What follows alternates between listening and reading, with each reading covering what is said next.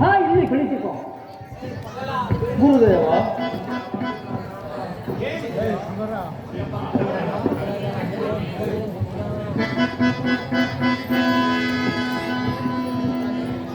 ಸಾಕಪ್ಪಾಗಿ ಇಲ್ಲಿವರೆಗೂ ಇದ್ದ ನಿಮ್ಮ ಹೆಸರನ್ನು ಇನ್ನು ಮುಂದೆ ಸಿಡುಗಂಡ ನಾಟಪ್ಪಾದಿಯನ್ನು ನಾಮಕರಣ ಮಾಡುತ್ತೇನೆ. ಮುಂದೆ ಈ ದರೆಯಲ್ಲಿ ಈ ಹೆಸರೇ ಅಚಂದ್ರಾರ್ಥವಾಗಿ ಉಳಿಯಲಿ.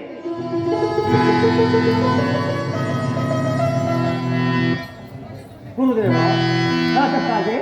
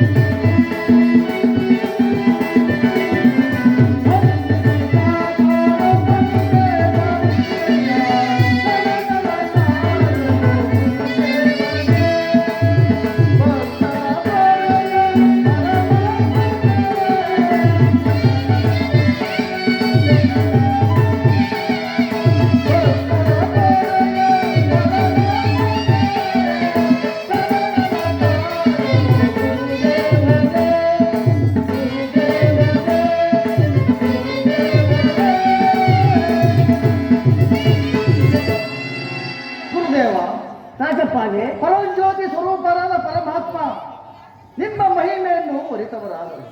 ನಿಗಮ ಗೋಚರನಾಗಿರುವ ನೀವು ಕಾಲಜ್ಞಾನವನ್ನೇ ಅರಿತವರು. ಶಿವಕಂತೆ ಮಹಾಭಾರವೆಂದು ಕಡ್ಡಾಯವನ್ನೇ ತ್ರಾಸು ಮಾಡಿ ಒಂದು ಕಡೆ ಶಿವಕಂತೆಯನ್ನು ಮತ್ತೊಂದು ಕಡೆ ದರೆ ನಿಟ್ಟು ತೂಗಲು ದರೆಗಿಂತ ಶಿವಕಂತೆಯೇ ಮಹಾಭಾರವಾದ ಕಾರಣ ಪರಸ್ಪರ ವಸ್ತುವಾದ ನಿಮಗೆ ದರೆಗೆ ದೊಡ್ಡವರೆಂದು ನಾಮಾಂಕಿತವಾಯಿತು. ಅಂತಹ ತಮ್ಮ ಶಿಷ್ಯನಾದ ನಾವೇ ಧನ್ಯನು ಪ್ರಭು, ಧನ್ಯನು. ಸಾಕಪ್ಪಾಗಿ ಅನೇಕ ಪವಾಡಗಳಲ್ಲಿ ಗೆದ್ದಿರುವ ನಿಮ್ಮ ಮಹಿಮೆಯು ಬಹಳ ಅಸಾಧ್ಯವೇ ಸರಿ. ನೀವೀಗಲೇ ದೊಡ್ಡಮ್ಮ ತಾಯಿ ಚೆನ್ನಮ್ಮನವರನ್ನು ಬರಮಾಡಿ ತಮ್ಮಾಕೆ ಅಂತಾಗಲಿ ಗುರುದೇವ. ನಮ್ಮ ದೊಡ್ಡಮ್ಮ ಚೆನ್ನಮ್ಮ ಬೇರೆ ಬನ್ನಿ.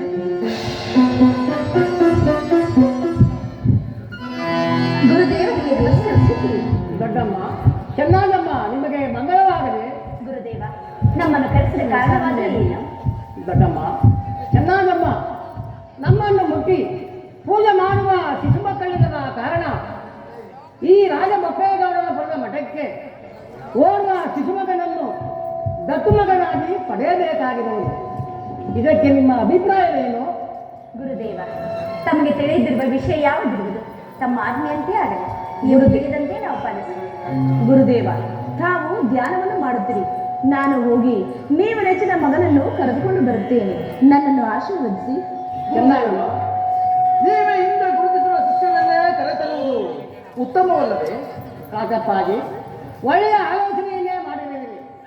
ಗುರುದೇವ, ಈಗ ಆತನು ಈಗ ನೀವು ಅನುಗ್ರಹಿಸಿದಂತೆ ಈಗ ಆತನು ನಿಡವೆಟ್ಟ ಗ್ರಾಮದ ಮುದ್ದೋಜಿ ಲಿಂಗಮ್ಮನ ಧರ್ಮದಲ್ಲಿ 7ನೇ ಮಗನಾಗಿ ಜನಿಸಿರುವನು.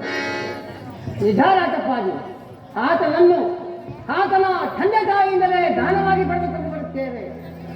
ದೊಡ್ಡಮ್ಮ, ಗುರುದೇವ, ಈಗಲೇ ಉಗ್ರಾಣದ ಮನೆಗೆ ಹೋಗಿ ಬಿಂಕು ಬಿರಿದ ಲಾಂಛನವನ್ನು ಧರಿಸಿಕೊಂಡು ಬರುತ್ತೇವೆ. ನೀವು ನಾ ಬರುವ ತನಕ ನಮ್ಮ ಉತ್ತರ ದೇಶದ ಕಂದಾಯಕ್ಕೆ ಮಂಗಳಾರತಿಯನ್ನು ಮಾಡುವ ಹಾಗೆ. ತಮ್ಮ ಮನೆಯಂತೆ ಆಗಲಿ ಗುರುದೇವ. ಮಂಗಳಾರತಿ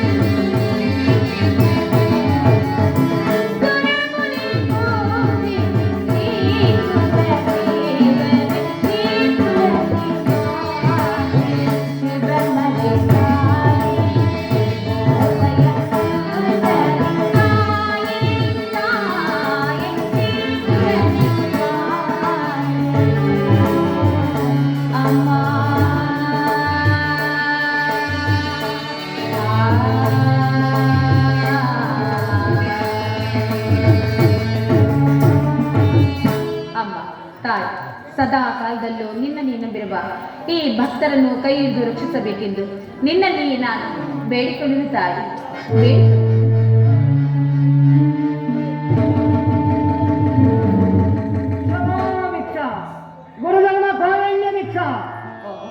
ಯಾರೋ ಜಂಗಮರು ಭಿಕ್ಷೆಯನ್ನು ಬಿಡ್ತಾ ಬರುತ್ತಿರುವರು. ಜಂಗಮರೇ, ಸ್ವಲ್ಪ ಕಾಲ ನಿಲ್ಲುವುದಾಗಿ ನಾನು ಹೊರಗೆ ಹೋಗಿ ಭಿಕ್ಷೆಯನ್ನು ತರಬೇಕು.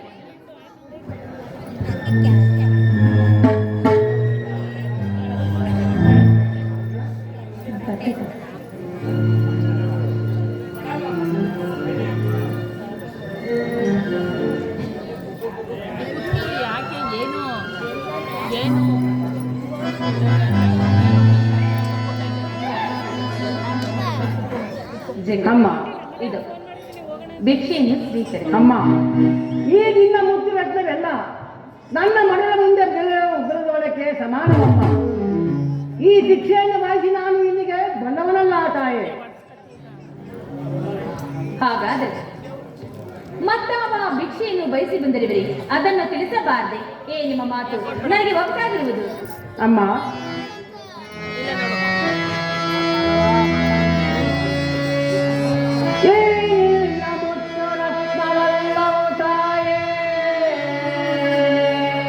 ಅಮ್ಮ,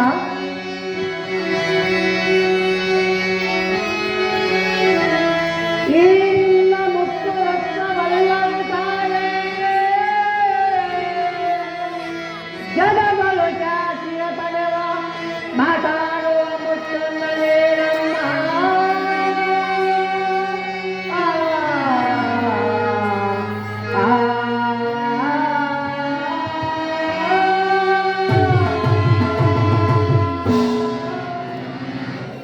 ಖುದ್ದೋಜಲಿಂಗಮ್ಮ, ಈ ನಿನ್ನ ಮುತ್ತು ರತ್ನಕ್ಕೆಲ್ಲ ಉತ್ತಮವಾದ ಮಾತನಾಡುವ ಮುತ್ತೊಂದು ನಿನ್ನ ಮನೆಯಲ್ಲಿರುವುದು. ಆ ಮುತ್ತನ್ನು ನನಗೆ ದಾನವಾಗಿ ಕೊಡುವೆಯಾ ತಾಯಿ? ನಮ್ಮ ಮನೆಯಲ್ಲಿ ಅಂತ ಮುತ್ತು ರಕ್ತಗಳಿರುತ್ತೆ, ಅದಾವುದನ್ನು ತಿಳಿಸಿ, ಅದನ್ನು ನಾನು ಕೊಡುವೆನು. ಖುದ್ದೋಜಲಿಂಗಮ್ಮ, ನಿಮ್ಮ ಗರ್ಭದಲ್ಲಿ 3 ಕುಲಜಗಳನ್ನು ಬಿಟ್ಟುಕೊಂಡು ಜನಿಸಿರುವ ಆ ನಿನ್ನ ಕಿರಿಯ ಮಗನಾದ ಕೆಂಪಾಚಾರ್ಯನ್ನು ನನಗೆ ದಾನವಾಗಿ ಕೊಟ್ಟರೆ ನಿನಗೆ ಈ ಭಾಗ್ಯವಲ್ಲ, ಇನ್ನೂ ಹೆಚ್ಚಿನ ಭಾಗ್ಯವನ್ನು ಕೊಡುತ್ತೇವೆ ತಾಯಿ. ಏನಾಗಿ ಮಾತನಾಡ್ತಿರುವೆ? ನನ್ನ ಮಗನಾದ ಕೆಂಪಾಚಾರ್ಯನು ನಿಮಗೆ ದಾನವಾಗಿ ನೀಡಬೇಕೆ? ನನ್ನ ಮನೆಯ ಭಾಗ್ಯ ದೈವ, ಆತನನ್ನು ಬಿಟ್ಟಿರುವ ಶಕ್ತಿ ನಮ್ಮಲ್ಲಿಲ್ಲ. ಇದೆಂದಿಗೂ ಸಾಧ್ಯವಿಲ್ಲ, ಇದೆಂದಿಗೂ ಸಾಧ್ಯವಿಲ್ಲ. ಇರಲಿ, ಈ ವಿಚಾರವನ್ನು ಅತಿ ಬೇಗ ಹೋಗಿ ನನ್ನ ಪತಿಯವರಿಗೆ ತಿಳಿಸಿ ಬರಬೇಕು. ಅಮ್ಮ, ಅದು ಒಳ್ಳೆಯದೇ ಆಗಲಿ, ಬೇಗನೆ ಕರೆದುಕೊಂಡು ಬರಲಾಗು.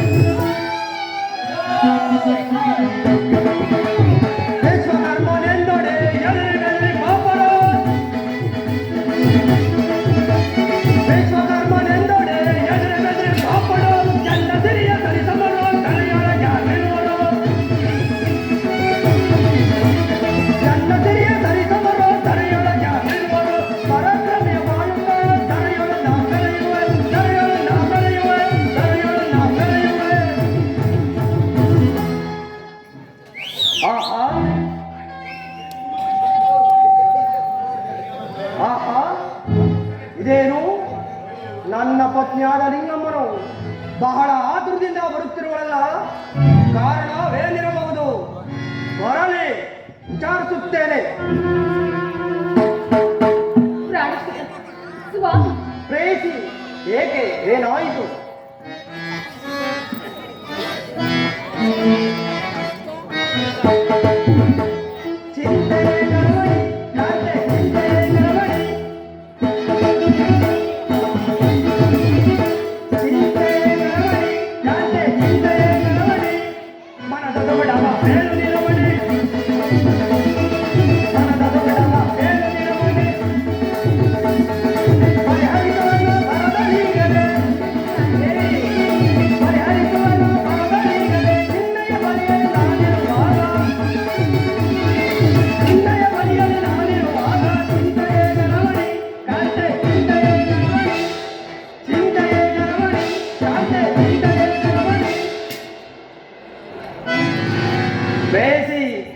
ಇದೇನು?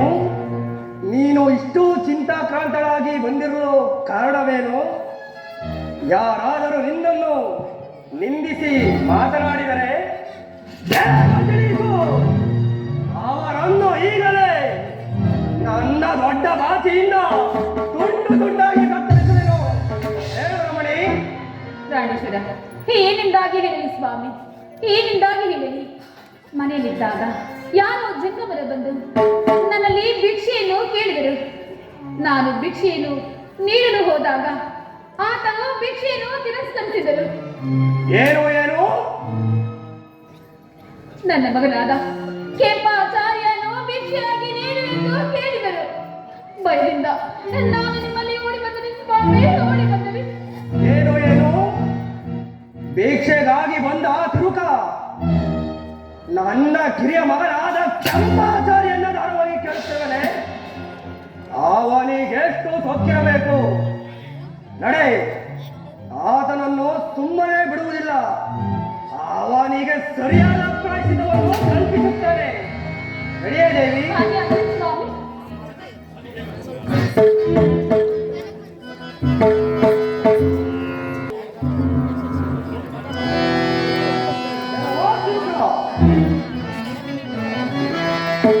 ಎಲ್ಲೋ ಪಾಪಿ ನಿನ್ನನ್ನೀಗ ಪರಿಚಯಗೊಳಿಸುವೆ. ಎಲ್ಲೋ ಪಾಪಿ ನಿನ್ನನ್ನೀಗ ಪರಿಚಯಗೊಳಿಸುವೆ. ಭಿಕ್ಷೆಗಾಗಿ ಬಂದ ನೀನು ಎಲ್ಲರೂ ಕೇಳುವೆಯ. ಭಿಕ್ಷೆಗಾಗಿ ಬಂದ ನೀನು ಎಲ್ಲರೂ ಕೇಳುವೆಯ. ಎಲ್ಲರೂ ಕೇಳುವೆಯ. ಒಳ್ಳೆತನವ ನುಡಿವೆಯ. ಎಲ್ಲವನ್ನು ನೋಯಿಸೀಗ ಸುಳ್ಳತನವ ತೋರ್ಪೆಯ.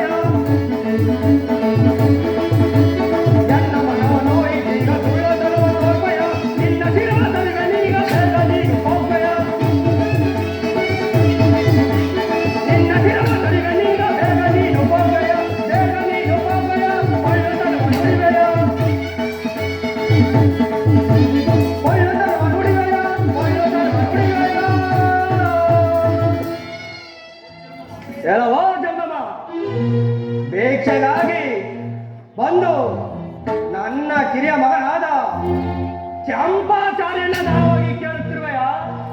ನಿನಗೆಷ್ಟು ಸೊಕ್ಕಿರಬೇಕು. ಭಿಕ್ಷೆಗಾಗಿ ಬಂದು ಭಿಕ್ಷೆ ತೆಗೆದುಕೊಳ್ಳದೆ ಯಾರಾದರೂ ಮಕ್ಕಳನ್ನೇ ದಾರವಾಗಿ ಕೇಳುವುದುಂಟೆ? ಎಲ್ಲ ಬುದ್ಧಿಯಿಲ್ಲದ ತಿರುಕ, ಮೊದಲು ಇಲ್ಲಿಂದ ಹೊರಡು. ಇಲ್ಲವಾದರೆ ನಿನಗೆ ಸಾಕ್ಷಾತ್ ಪ್ರಾಯಶ್ಚಿತ್ತವಾಗುವುದು.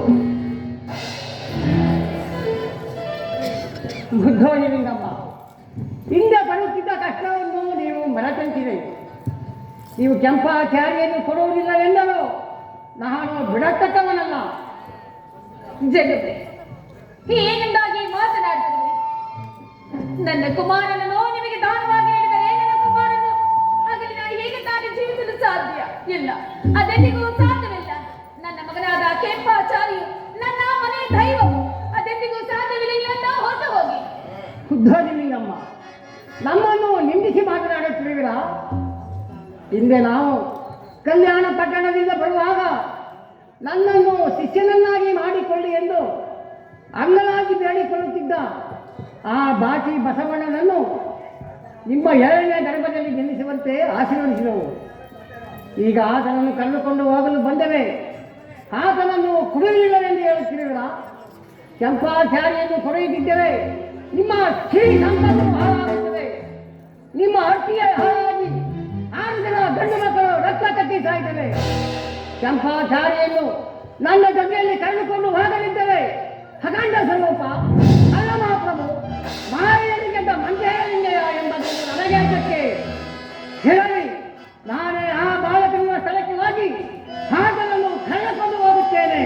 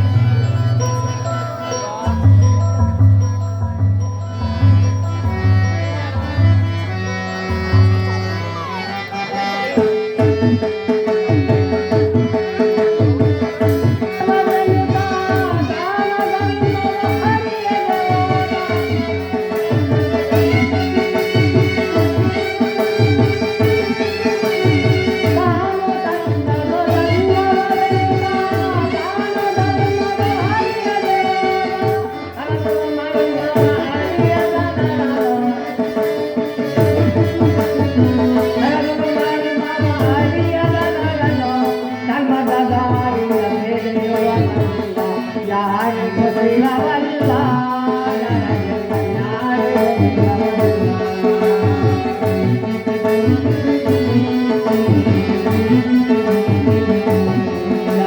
ಗೊತ್ತಿರವಲ್ಲ ನನಗೆ ಗೊತ್ತಿರವಲ್ಲ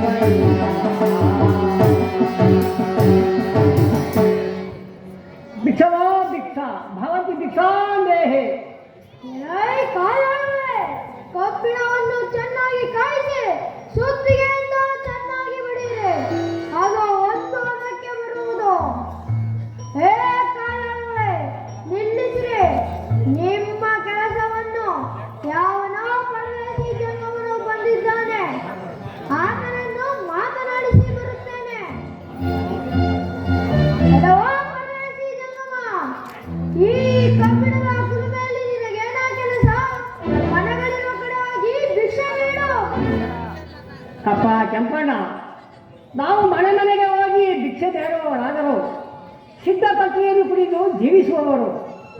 ಆದ್ದರಿಂದ ಸಿದ್ಧಪಟ್ಟಿಯನ್ನು ಕುಡಿಯಲು ನನಗೆ ಸ್ವಲ್ಪ ಬೆಂಕಿ ಕೆಂಡವನ್ನು ಕೊಡು. ಹಲೋ ಪರದೇಶಿ ಜಂಗಮ, ನಿನಗೆ ನಾನು ಒಂದು ಬೆಂಕಿ ಕೆಂಡವನ್ನು ಕೊಟ್ಟಿದ್ದೆ. ಆದರೆ ಈ ನನ್ನ 62 ಹೆಗ್ಗುಲುಮೆಗಳಲ್ಲಿ ಒಂದು ಕಾವು ಕಡಿಮೆ ಆದಂತೆ ತೊಲಗಾತೆ. ಅಪ್ಪ ಕೆಂಪಣ್ಣ,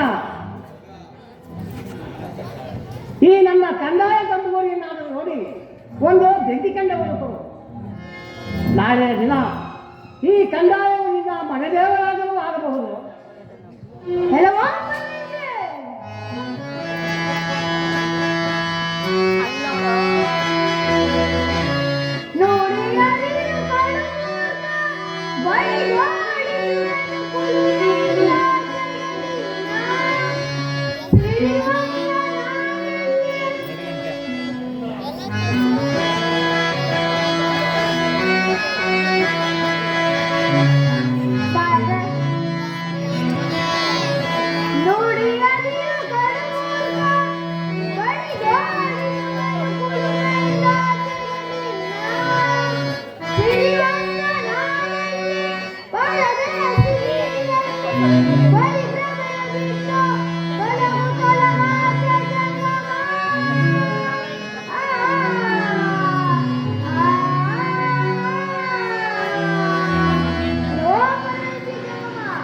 ಏನು ಹೇಳುವೆ? ನಿನ್ನ ಕಂದಾಯವು ನನ್ನ ಮನೆದೇವರಾಗುವುದೇ? ಇಂತಹ 100 ದೇವರುಗಳನ್ನು ಕೆತ್ತಿ ಸೃಷ್ಟಿಸುವವರು ಯಾರೆಂಬುದಾಗಿ ತಿಳಿದಿರುವೆ. ನಾವೇ ಅಲ್ಲವೇ? ಸಾಕು, ನಿಲ್ಲಿಸು ನಿನ್ನ ದೇವರ ಪುರಾಣವನ್ನು. ಹೊರಗಿಗಳು ತಂದ ನಾನು ಬಂದ ವಿಚಾರವನ್ನು ಹೇಳುತ್ತೇನೆ ಕೇಳು. ನನ್ನ ಮಠಕ್ಕೆ ಒಬ್ಬ ಶಿಶುಮಗ ಬೇಕಾಗಿತ್ತು. ಅದಕ್ಕೆ ನಿನ್ನನ್ನು ನೋಡಿದೆ, ಕೇಳೋಣ ಅಂತ ಬಂದೆ. ಓಹೋ, ಅಂತವರಿಗೇನೂ ಕೊರತೆ ಇಲ್ಲ. ಚಾವಡಿಯ ಮುಂದೆ ನಿನ್ನಂತಹ ಪರದೇಶಿ ಜಂಗಮರು ಬಿದ್ದಿರುತ್ತಾರೆ. ಅವರಲ್ಲಿ ಯಾರನ್ನಾದರೂ ಕರೆದುಕೊಂಡು ಹೋಗು. ಅಯ್ಯೋ ಕೆಂಪಾಚಾರ್ಯ, ನನಗೆ ಶಿಶುಮಗನಾಗುವುದು ಅಷ್ಟು ಸುಲಭದ ಮಾತಲ್ಲ. ಅದಕ್ಕೆ ಜನ್ಮ ಜನ್ಮಾಂತರದ ಯೋಗ ಇರಬೇಕು. ನನ್ನ ಹಾಗೆ ಜೋಳಿಗೆ ಗಳಿಸಿ ಕಂದಾಯ ಹಿಡಿದು ನಾನು ನಡೆದ ಹಾದಿಯನ್ನು ಹಿಡಿದು ಲೋಕದ ಜನರಿಗೆ ದೇವರಾಗಬೇಕು, ಗುರುವಿಗೆ ತಕ್ಕ ಶಿಷ್ಯನಾಗಬೇಕು. ಓಹೋ, ಕಂತೆಗೆ ತಕ್ಕ ಬಂತೆ ಬಂತೆ. ನೀನು ಒಬ್ಬ ಗುರು, ನಿನಗೆ ಶಿಷ್ಯನಾಗಲು ಜನ್ಮ ಜನ್ಮಾಂತರದ ಯೋಗವಿರಬೇಕೆ? ಈ ವಿಶ್ವಕರ್ಮ ಎಂದರೆ ಏನೆಂಬುದಾಗಿ ತಿಳಿದಿರುವೆ.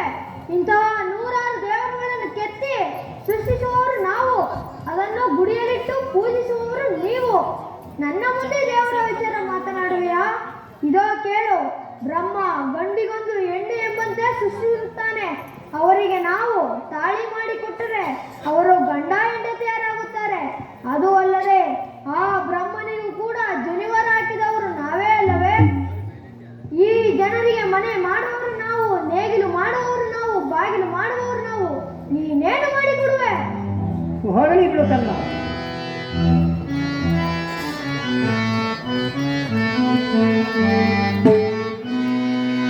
ಕೋವಾರ ಲಾಲಿ ಜೋಯಿ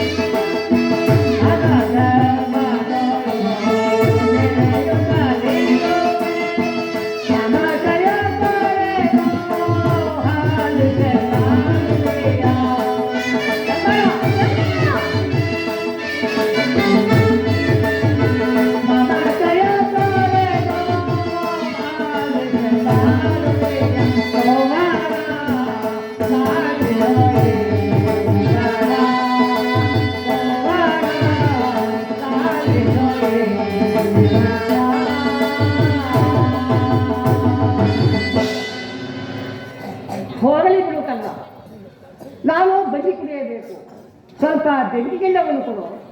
ಓಹೋ, ಕೆಂಡ ಬೇಕೆ ಕೆಂಡ.